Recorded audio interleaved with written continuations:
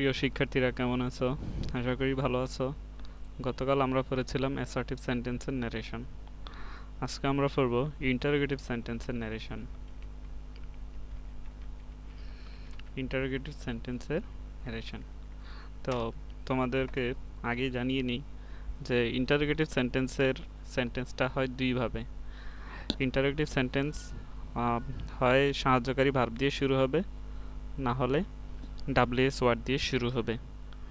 তো যেটা দিয়ে শুরু হোক না কেন, ইন্টারোগেটিভ সেন্টেন্সের একটা কমন ব্যাপার হলো দুইটা জিনিস তোমাদেরকে মনে রাখতে হবে। সেটা হলো ইন্টারোগেটিভ সেন্টেন্সে সেইড বা সেইড টু তুলে দিয়ে হবে কি হবে, সেট বা সেট টু তুলে দিয়ে হবে আস্কড, ASKED। এই একটা বিষয় তোমাদের মনে রাখতে হবে। আরেকটা জিনিস মনে রাখতে হবে হলো কমা এবং ঊর্ধ্বকমা তুলে দিয়ে, কমা এবং ঊর্ধ্বকমা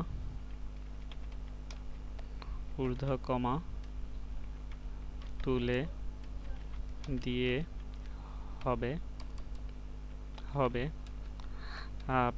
কমা এবং ঊর্ধ্বকমা তুলে দিয়ে হবে হলো ইফ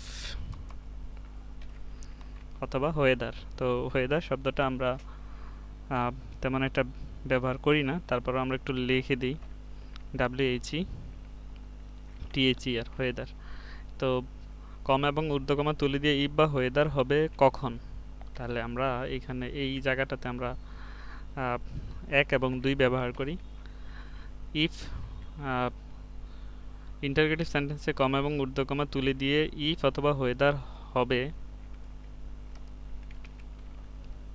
হবে তখন যখন বাক্যটি সাহায্যকারী ভার্ব দিয়ে শুরু হয়। তাহলে আমরা একটু নিচে লিখি, তাহলে এটা যখন বাক্যটি সাহায্যকারী ভার্ব দিয়ে শুরু হবে, অর্থাৎ সাহায্যকারী ভার্ব দিয়ে যদি বাক্যটা শুরু হয় তাহলে কমা এবং ঊর্ধ্বকমা জায়গায় হবে ইফ অথবা হোয়েদার। আর আরেকটা হলো WH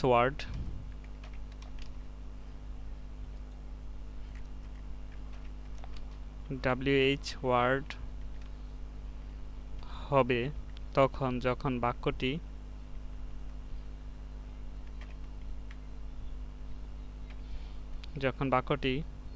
WH ওয়ার্ড দিয়ে শুরু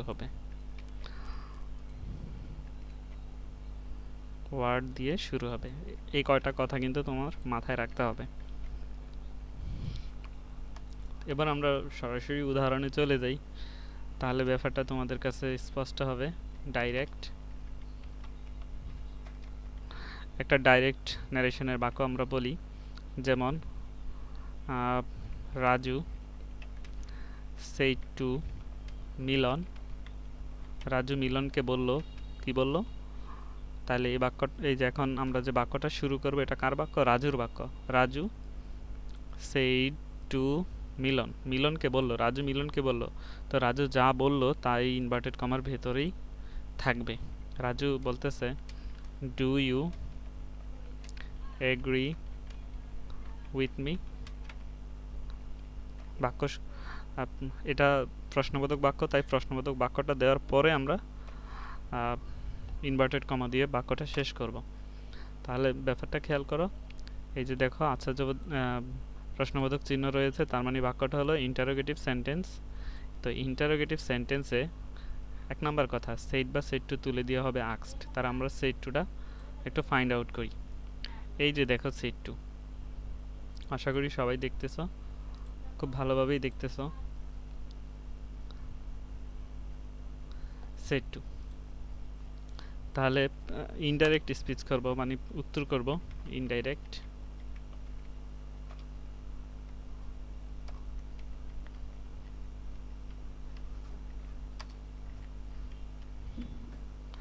তাহলে আমরা শুরু করব রাজু।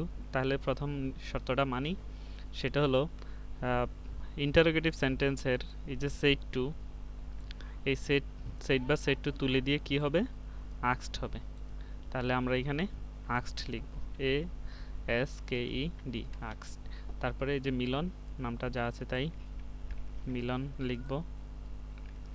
তারপরে দেখো কমা এবং ঊর্ধ্বকমা তুলে দিয়ে, হ্যাঁ, কমা এবং ঊর্ধ্বকমা তুলে দিয়ে এখানে দুইটা শর্ত আছে। আমরা এখন কি 1 নম্বর শর্ত অনুসারে করব না 2 নম্বর শর্ত দিয়ে করব? আসো বাক্যটা পড়ে দেখি কি লেখা আছে। কমা এবং ঊর্ধ্বকমা তুলে দিয়ে ইফ অথবা হোয়েদার হবে তখন যখন বাক্যটা সাহায্যকারী ভার্ব দিয়ে শুরু হবে। আসো আমরা এই বাক্যটা দেখি কি দিয়ে শুরু হলো। এই যে বাক্যটা খুব ভালোভাবে দেখো, এই বাক্যটা কি দিয়ে শুরু হলো। এই বাক্যটা শুরু হলো ডু দিয়ে। তাহলে ডু কি বলো, ডু কি ডাব্লিউএস ওয়ার্ড নাকি ডু হলো সাহায্যকারী ভার্ব? হ্যাঁ, ডু হলো সাহায্যকারী ভার্ব। তাহলে বাক্য যদি সাহায্যকারী ভার্ব দিয়ে শুরু হয় তাহলে কমা এবং ঊর্ধ্বকমা তুলে দিয়ে আমরা বসাবো ইফ। কি বসাবো? ইফ। তাহলে এই যে আমরা এই যে কমা এবং ঊর্ধ্বকমাটা, এই কমা এবং ঊর্ধ্বকমাটা তুলে দিয়ে এই জায়গাটাতে কি বসাবো? ইফ বসাবো। আবারও বলি ইফ কেন হলো? এই যে বাক্যটা দেখতেছো, এই যে ইনভার্টেড কমার ভিতরে যে বাক্যটা দেখতেছো, সেই বাক্যটা কি দিয়ে শুরু হলো? ভার্ব দিয়ে শুরু হলো, ডু ভার্ব দিয়ে, সাহায্যকারী ভার্ব দিয়ে শুরু হলো। দুইটা জিনিস, বাক্যটা কি সাহায্যকারী ভার্ব দিয়ে শুরু হলো নাকি ডাব্লিউএস ওয়ার্ড দিয়ে শুরু হলো? সাহায্যকারী ভার্ব দিয়ে শুরু হলে বসাবে ইফ, আর ডাব্লিউএস ওয়ার্ড দিয়ে শুরু হলে ডাব্লিউএস ওয়ার্ডটাই বসাবে। তো যেহেতু এখানে ডু দিয়ে শুরু হয়েছে তাহলে আমরা লিখলাম ইফ। তারপরে আমাদেরকে সাবজেক্ট লিখতে হবে, কারণ আমাদের কমা এবং ঊর্ধ্বকমা এই জায়গাটাতে আমরা একটা কনজাংশন বসালাম ইফ, এরপরে আমাদেরকে সাবজেক্ট শুরু করতে হবে। আসো সাবজেক্ট দেখি। এখানে লেখা আছে ইউ, সেকেন্ড পারসন। তো তোমরা তো জানো যে সেকেন্ড পারসন এই যে রিপোর্টিং ভার্ব, এই রিপোর্টিং ভার্বের অবজেক্টকে অনুসরণ করে, মিলনকে অনুসরণ করবে। তাহলে মিলনকে অনুসরণ করে এখন সে বসবে কি? মিলন। মিলন হলো হি। তো যেহেতু রাজুও হি, আবার মিলন সেও হি, তাহলে এখন এই হি আমি কার জন্য বসাচ্ছি? মিলনের জন্য। তাই মিলনের নামের প্রথম অক্ষর এম বসিয়ে দিব, মিলন। আচ্ছা, এবার আমরা চিন্তা করি যে এই যে বাক্যটা, এই বাক্যটা প্রশ্নবোধক বাক্য, সেটা ঠিক আছে। এরপরে চিন্তা করব এই বাক্যটা কোন টেন্সের মধ্যে রয়েছে। এই বাক্যটা রয়েছে প্রেজেন্ট ইনডিফিনিট টেন্সে রয়েছে। এখন আমি কিভাবে বুঝলাম যে এটা প্রেজেন্ট ইনডিফিনিট টেন্সে রয়েছে? আমরা জানি ডু বা ডাজ থাকলে প্রেজেন্ট ইনডিফিনিট, ডিড থাকলে ফার্স্ট ইনডিফিনিট। কিন্তু ডু বা ডাজ বাক্যের মধ্যে ব্যবহার হবে না, উত্তরের মধ্যে ব্যবহার হবে না, কিন্তু টেন্স বোঝার জন্য এখানে আমাদের দরকার রয়েছে। তার মানে বুঝলাম এই বাক্যটা প্রেজেন্ট ইনডিফিনিটে রয়েছে। তাহলে তোমরা তো জানো প্রেজেন্ট ইনডিফিনিট থাকলে বাক্য ফার্স্ট ইনডিফিনিট হয়ে যায়। আর ফার্স্ট ইনডিফিনিট কিভাবে করে? সাবজেক্ট প্লাস এখন কি হবে? ভি2। তাহলে ভি2 কার? ভার্বের ভি2। তাহলে এই যে এগ্রি ভার্ব, তার ভি2 ফর্ম হলো এগ্রিড। এটা আমাদের ভার্বের ফর্মগুলো বি1, বি2 এবং বি3 ফর্মগুলো জানতে হবে। হ্যাঁ, তাহলে এইখানে কি হবে? এগ্রিড। এগ্রি শব্দটা এগ্রিড হয়ে গেল। তারপরে উইথ। এবার আসো, উইথ হলো প্রিপোজিশন, প্রিপোজিশনের পরে এটা অবজেক্ট আছে। এই মি, এটা কোন পারসন? মি আসছে কোথা থেকে বলো তো? মি আসছে হলো আই এর থেকে। আই যদি ফার্স্ট পারসন হয় তাহলে মিও ফার্স্ট পারসন, কিন্তু মি ফার্স্ট পারসন সেটা তো ঠিক আছে, কিন্তু মি কোন কেস? মি হলো অবজেক্টিভ কেস। এই মি এটা first person, first person reporting ভার্বের সাবজেক্টকে অনুসরণ করবে, রাজুকে অনুসরণ করবে। তাহলে মি যেহেতু অবজেক্ট, তাহলে রাজুর অবজেক্ট কি? রাজুর অবজেক্ট হলো হিম। রাজুর অবজেক্ট কি? হিম। এই হিম রাজুকে বোঝাচ্ছে, তাই আমরা এখানে আর দিয়ে দিব। আশা করি তোমরা বুঝতে পেরেছ। এই ব্যাপারগুলো খুব ভালো করে লক্ষ্য করবে। তাহলে এখানে সেট টু কি হলো? আক্সড হয়ে গেল, এটা খেয়াল করো। তারপরে এখানে কমা এবং ঊর্ধ্বকমার জায়গায় কি হলো? ইফ বসলো, এটা একটু খেয়াল করবে। হ্যাঁ, তারপরে আছে এইখানে ইউটা, আমরা একটু অন্য কালার ব্যবহার করি। এখানে ইউটা হি হয়ে গেল। এই হি মানে হলো মিলন।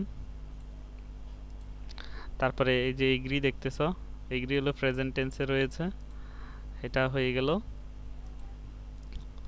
Past tense, agreed. আর এই যে এখানে মি দেখতেছ, me first person objective case, first person objective case reporting ভার্বের কাকে নির্দেশ করবে বলো? রিপোর্টিং ভার্বের সাবজেক্টকে নির্দেশ করবে। মি রাজুকে নির্দেশ করবে। তাহলে মি যেহেতু অবজেক্ট, তাহলে রাজুর অবজেক্ট কি সেটা আমাদের জানতে হবে। রাজুর অবজেক্ট হলো হিম। এই যে পরিবর্তনগুলো শিক্ষার্থীরা, এই পরিবর্তনগুলোই কিন্তু তোমাদের শেখার ক্ষেত্রে প্রধান চ্যালেঞ্জ। একটা বার যদি খুব মনোযোগ দিয়ে শিখে ফেলতে পারো, আর ভুল হওয়ার সম্ভব না। দেখো সাবজেক্ট পজিশনে সাবজেক্ট, অবজেক্ট পজিশনে অবজেক্ট, এই ব্যাপারগুলো। আর ওই যে পার্সন পরিবর্তন, সে পার্সন পরিবর্তনটা কিন্তু তোমাদের ভালোভাবে শিখতে হবে। কারণ আমরা বলছিলাম যে পার্সনের মধ্যে দুইটা, একটা হলো ফার্স্ট পার্সন সাবজেক্টকে অনুসরণ করবে, আর সেকেন্ড পার্সন অবজেক্টকে অনুসরণ করবে। এই যে ফার্স্ট পার্সন মি, এটা রাজুকে অনুসরণ করতেছে মানে সাবজেক্টকে অনুসরণ করতেছে। আর এই যে সেকেন্ড পার্সন ইউ, সেটা মিলনকে অনুসরণ করতেছে মানে অবজেক্টকে অনুসরণ করতেছে। আর সাবজেক্ট পজিশনে কিন্তু সাবজেক্টটাই বসে, আবার অবজেক্ট পজিশনে অবজেক্টটাই বসে। প্র্যাকটিসের কোনো বিকল্প নাই শিক্ষার্থী বন্ধুরা, যে যত বেশি প্র্যাকটিস করবে তার তত ভালো ধারণা সৃষ্টি হবে। তা আমরা তো একটা সাহায্যকারী ভার্ব দিয়ে দেখলাম, এবার আমরা দেখব একটা ডাব্লিউএস ওয়ার্ড দিয়ে বাক্য।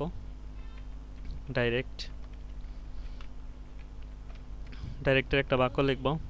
Teacher said to me comma ঊর্ধ্ব comma, teacher said to me, শিক্ষক আমাকে বলল, why did you miss the class, why did you miss the class, কেন তুমি ক্লাসটা মিস করেছিলে। দেখো তো এই বাক্যটা কি দিয়ে শুরু হলো? হ্যাঁ, তোমরা দেখতেছো এই বাক্যটা ডাব্লিউএস ওয়ার্ড দিয়ে শুরু হলো। এই যে দেখো আমাদের লেখা আছে, কমা এবং ঊর্ধ্বকমা তুলে দিয়ে কি হবে? ইফ হবে না ডাব্লিউএস ওয়ার্ড হবে? তাহলে ডাব্লিউএস ওয়ার্ড হবে কখন? যখন বাক্যটা ডাব্লিউএস ওয়ার্ড দিয়েই শুরু হবে। তাহলে আমাদের এই যে ইনভার্টেড কমার ভিতরে যে বাক্যটা, সেই বাক্যটা কি দিয়ে শুরু হলো? ডাব্লিউএস ওয়ার্ড হোয়াই দ্বারা শুরু হলো।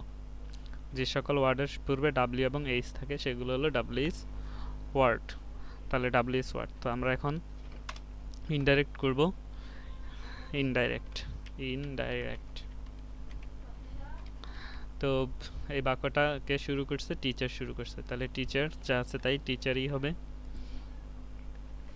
এই যে সেট টু দেখতেছো, বরাবরের মতো তোমরা এই বিষয়টা জানো যে সেট টু কি হয়ে যায়? সেট বা সেট টু তুলে দিয়ে আক্সড হয়ে যায়। তাহলে আমরা এখানে লিখব আক্সড। এই যে সেট টু জায়গায়, এই সেট টু জায়গায় আমরা লিখব আক্সড, ASKED, আক্সড। তারপরে সেট টু জায়গায় আক্সড তো লেখা হলো, এরপরে কি লিখব? এই যে মি শব্দটা আছে, এই মি শব্দটা লিখব, আক্সড মি। হ্যাঁ, টিচার আক্সড মি। তাহলে আমরা সেট টু জায়গায় যে আক্সড লিখলাম এটাকে আমরা ফাইন্ড আউট করি। এবার আসো শিক্ষার্থীরা, খুব চ্যালেঞ্জের জায়গা, সেটা হলো কমা এবং ঊর্ধ্বকমা তুলে দিতে হবে। তো তুলে দিয়ে আমরা কি 1 নম্বর নিয়মটা অনুসরণ করব নাকি 2 নম্বর নিয়মটা অনুসরণ করব? হ্যাঁ, 2 নম্বর নিয়মটা অনুসরণ করব। কেন করব জানো? কারণ ডাব্লিউএস ওয়ার্ডটা হবে কমা এবং ঊর্ধ্বকমা তুলে দিয়ে, এই যে দেখো, এই যে কমা এবং ঊর্ধ্বকমা তুলে দিয়ে, এই কমা এবং ঊর্ধ্বকমাটা তুলে দিয়ে আমরা এখন একটা কিছু তো বসাতে হবে, হয় 1 নম্বরটা বসাতে হবে নাহলে 2 নম্বরটা বসাতে হবে। তাহলে কমা এবং ঊর্ধ্বকমা তুলে দিয়ে ডাব্লিউএস ওয়ার্ডটাই হবে তখন যখন বাক্যটা ডাব্লিউএস ওয়ার্ড দিয়ে শুরু হয়। এই যে দেখো, এই যে বাক্যটা, এই বাক্যটা কি দিয়ে শুরু হলো? এই হোয়াই ডাব্লিউএস ওয়ার্ড দিয়ে শুরু হলো। তাহলে ডাব্লিউএস ওয়ার্ড দিয়ে যদি শুরু হয় তাহলে ডাব্লিউএস ওয়ার্ডটাই হবে। তাহলে এখানে আমাদের যে হোয়াই শব্দটা আছে, এই হোয়াই শব্দটাই হবে। এটা কিন্তু খুব গুরুত্বপূর্ণ কথা। যদি সাহায্যকারী ভার্ব দিয়ে শুরু হয় তাহলে কমা এবং ঊর্ধ্বকমা উঠিয়ে বসাবো ইফ, আর যদি ডাব্লিউএস ওয়ার্ড দিয়ে বাক্য শুরু হয় তাহলে ডাব্লিউএস ওয়ার্ডই বসাবো। এরপরে আমাদের সাবজেক্ট বসাবো। তো সাবজেক্ট বসাইতে গিয়ে আমরা সাবজেক্টটা খুঁজে পাবো ডাব্লিউএস ওয়ার্ড, তারপরে সাহায্যকারী ভাব, তারপরে সাবজেক্ট খুঁজে পাবো। তো সাবজেক্ট লেখা আছে ইউ, ইউ হলো সেকেন্ড পারসন। ইউ কোন পারসন? Second person. তো তোমরা জানো সেকেন্ড পারসন রিপোর্টিং ভার্বের অবজেক্টকে অনুসরণ করে। তাহলে এখানে অবজেক্ট কি লেখা আছে? মি লেখা আছে। তাহলে এখন তো আমাদের বসাতে হবে সাবজেক্ট। ইউ ইউ যেহেতু সাবজেক্ট, তাহলে আমরা এখানে একটা সাবজেক্ট বসাতে হবে। এই ওয়াই এর পরে একটা সাবজেক্ট বসাতে হবে। তো ইউ এটা সেকেন্ড পারসন, এই যে রিপোর্টিং ভার্ব সেট টু এই যে অবজেক্ট মি, এই মি এর সাবজেক্ট বসাতে হবে। তাহলে মি এর সাবজেক্ট কি? মি এর সাবজেক্ট হলো আই। মি এর সাবজেক্ট হলো আই। আর এই যে ডিড দেখতেছো, ডিড টেন্স চেনার কাজ করতেছে। ডিড মানে হলো ফার্স্ট টেন্স, তার মানে এই পুরো বাক্যটা হলো ফার্স্ট টেন্সের বাক্য। ফার্স্ট টেন্সের বাক্য হলে বাক্যটা কি হয়ে যায়? ফার্স্ট পারফেক্ট টেন্স হয়ে যায়। ফার্স্ট পারফেক্ট টেন্স মানে এই যে সাবজেক্ট, তারপরে তোমাকে একটা হেড বসাতে হবে, তারপরে বি থ্রি কার? মূল ভার্বের বি3। মিসের বি3 হলো মিসড, এটা হবে মিসড। তারপরে the class, missed the class. তাহলে পরিবর্তনগুলো আমরা একটু আবার ফাইন্ড আউট করি। কমা এবং ঊর্ধ্বকমা উঠিয়ে দিয়ে কি করলাম? ডাব্লিউএস, যেই ডাব্লিউএস ওয়ার্ডটা, এই যে এখানে যে ডাব্লিউএস ওয়ার্ডটা ছিল সেই ডাব্লিউএস ওয়ার্ডটাই বসালাম। ডাব্লিউএস ওয়ার্ডটা বসালাম। কালারটা খেয়াল করবে, কমা এবং ঊর্ধ্বকমা, এই যে কমা এবং ঊর্ধ্বকমা তুলে দিয়ে যেই ডাব্লিউএস ওয়ার্ড দিয়ে বাক্য শুরু হলো সেই ডাব্লিউএস ওয়ার্ডটা দিয়েই লিখলাম। এরপরে সাবজেক্ট লিখলাম। সাবজেক্টের পরিবর্তনটা শিক্ষার্থীরা একটু লক্ষ্য করো। সাবজেক্ট এখানে ছিল ইউ, তাহলে আমরা এটা কালার ব্যবহার করি ইউ। ইউটা আই হলো, কেন হলো? ইউটা আই কেন হলো সেটা বলি। এই ইউটা হলো সেকেন্ড পারসন। সেকেন্ড পারসন এই রিপোর্টিং ভার্বের অবজেক্ট মিকে অনুসরণ করতেছে। তাহলে মি মি তো অবজেক্ট, কিন্তু ইউ তো সাবজেক্ট। খুব ভালোভাবে কথাটা খেয়াল করো। ইউকে উঠিয়ে দিয়ে আমরা সাবজেক্ট লিখব। ইউ যেহেতু সাবজেক্ট, ইউকে উঠিয়ে দিয়ে আমরা সাবজেক্টেই লিখব। তাহলে ইউ এটা সেকেন্ড পারসন রিপোর্টিং ভার্বের অবজেক্ট মিকে অনুসরণ করবে। মিকে অনুসরণ করে মি হয়ে যাবে সাবজেক্ট আই। তারপরে এটা টেন্স, ডিড থাকলে বুঝবা ফার্স্ট ইনডিফিনিটের বাক্য। ফার্স্ট ইনডিফিনিট থাকলে ফার্স্ট পারফেক্ট হয়ে যায়। তোমাদেরকে টেন্স পরিবর্তনের নিয়মে শিখাইছিলাম। তাহলে ফার্স্ট পারফেক্ট মানে হলো হেড প্লাস বি3, হেড প্লাস বি3। তাহলে পরিবর্তনটাও তোমরা দেখো, হেড প্লাস বি3। তাহলে এখানে ডিড থাকার কারণে হ্যাঁ ডিড থাকার কারণে আসলে ডিড বাক্যের মধ্যে কোনো ব্যবহারের প্রয়োজন নেই, কিন্তু ডিড দ্বারা টেন্স এনার কাজ হবে। তাহলে ডিড দ্বারা বুঝলাম ফার্স্ট ইনডিফিনিট, আর ফার্স্ট ইনডিফিনিট থাকলে ফার্স্ট পারফেক্ট হয়ে যাবে। ফার্স্ট পারফেক্ট কি? এই যে সাবজেক্ট আই, তারপরে হেড প্লাস বি3, মিসের বি3 হলো মিসড, বাকি অংশ দ্য ক্লাস, সবার শেষে ফুল স্টপ। ভুলেও প্রশ্নের প্রশ্নবোধক চিহ্ন ব্যবহার করবে না, কারণ বাক্য যেরকমভাবেই থাকুক না কেন উত্তর হবে অ্যাসার্টিভ, আর অ্যাসার্টিভ সেন্টেন্সের শেষে কি থাকে? প্রশ্নবোধক চিহ্ন থাকে। আশা করি তোমরা শিক্ষার্থী বুঝতে পেরেছ আজকের লেসনটা। খুব ভালোভাবে তোমরা এই বিষয়গুলো খেয়াল করবে যে পার্সন পরিবর্তন এবং টেন্সের পরিবর্তনটা খুব ভালোভাবে খেয়াল করবে। তোমাদের প্যাসেজ ন্যারেশনে কিন্তু প্রশ্নবোধক বাক্য থাকবেই থাকবে।